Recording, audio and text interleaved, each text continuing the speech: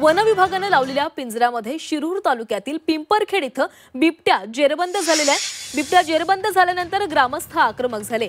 बिबट्याला जागीच ठार करण्याची मागणी ग्रामस्थांनी केलेली आहे। तर पिंजऱ्यामध्ये जेरबंद झालेला बिबट्या ठार मारता येत नाही, मुक्त असलेलाच बिबट्या ठार करू शकतो असं वन विभागाच्या अधिकाऱ्यांनी म्हटलंय। त्यामुळे ग्रामस्थ आणि वन अधिकाऱ्यांमध्ये बाचाबाची देखील झालेली आहे।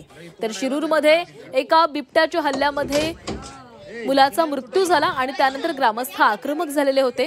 त्यानंतर बिबट्याला दिसता क्षणी मारण्याचे आदेश देण्यात आलेले होते आणि त्यासाठी अनेक शार्प शूटर बिबट्याचा शोध घेत होते।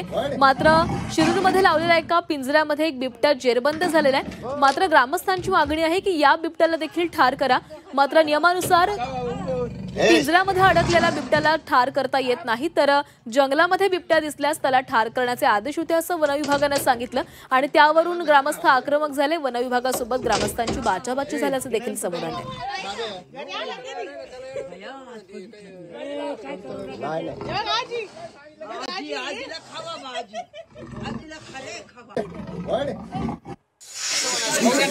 तर बिबट्या जेरबंद झाला त्या ठिकाणाहून याचा आढावा घेतला आमचे प्रतिनिधी हेमंत चापुडे यांनी।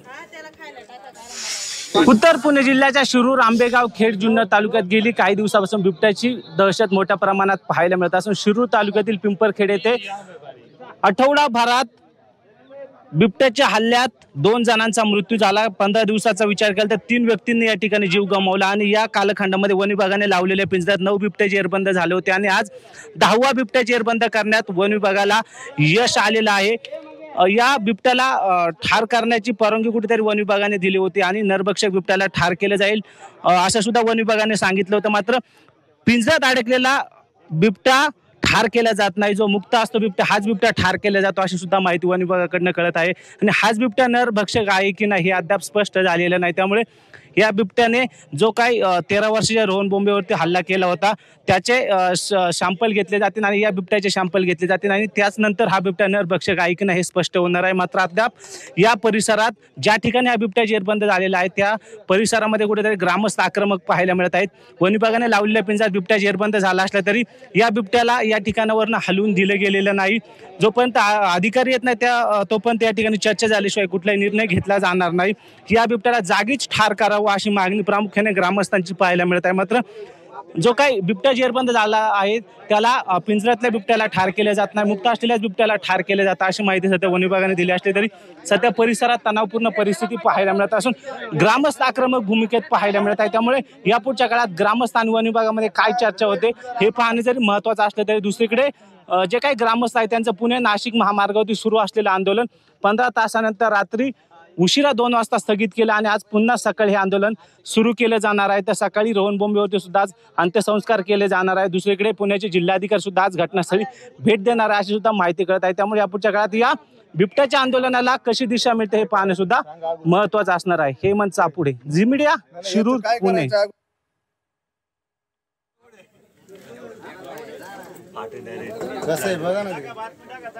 तर याच संदर्भात तेथील ग्रामस्थांसोबत देखील चर्चा केलेली आहे आमचे प्रतिनिधी हेमंत चापुडे यांनी। पिंपरखेड येथे वन विभागाने लावलेल्या पिंजऱ्यात रात्री बिबट्या जेरबंद झाला असला तरी ग्रामस्थांच्या भावना तीव्र पाहायला मिळत आहे। मी सध्या घटनास्थळ परिसरात आपण या ठिकाणी पाहू शकता वन विभागाने लावलेल्या पिंजऱ्यात पहाटे हा बिबट्या जेरबंद झालेला आहे। आपण या ठिकाणी जर पाहिलं तर ग्रामस्थ आक्रमक झालेले आहेत। 15 दिवसाच्या कालखंडामध्ये या ठिकाणी 3 व्यक्तींचा मृत्यू झाल्यानंतर ग्रामस्थांनी 15 तास पुणे नाशिक महामार्ग रोखून धरला होता। यानंतर मधल्या कालखंडामध्ये वन विभागाने जो काही नरभक्षक बिबट्या आहे त्याला ठार करण्याची परवानगी दिली होती। या कालखंडामध्ये शार्प शूटर लोकांची टीम सुद्धा या गावामध्ये दाखल झाली होती आणि मध्यरात्री या ठिकाणी हा बिबट्या जेरबंद झालेला आहे। मात्र ग्रामस्थांची भूमिका आक्रमक असून जो काही नरभक्षक बिबट्या आहे किंवा जो काही परिसरातली बिबट्यांची वाढती संख्या पाहता या बिबट्याला पिंजरा जेरबंद झाल्यानंतर सुद्धा जागीच ठार करावा अशी मागणी आहे। आपल्यासोबत ग्रामस्थ आहे, काय सांगाल? जागीच ठार करावा अशी मागणी ग्रामस्थांची पाहायला मिळते। हा पिंजरा रात्री वाघ पकडला, इथं अजून कुणी झालेलं नाही त्यांचं आणि ग्रामस्थांची मागणी याला जागी ठार केला पाहिजे। हे इथं पकडतात आणि शेजारच्या गावात नेऊन सोडतात। आता आमच्या लक्षात आलेलं आहे इथून पकडायचं आणि तिकडे नेऊन सोडायचं, पण आता काल तर परवानगी मिळालेली आहे पण आजपर्यंत आतापर्यंत इथं कुणी झालेलं नाही का। फॉरेस्ट खात्याचे वन अधिकारी कोणी झालेलं नाही। वन विभागाने जो काय बिबट्या पकडलाय तो तुम्ही हलवून देत नाही असं सुद्धा या ठिकाणी वन विभागाच्या लोकांकडनं कळत आहे।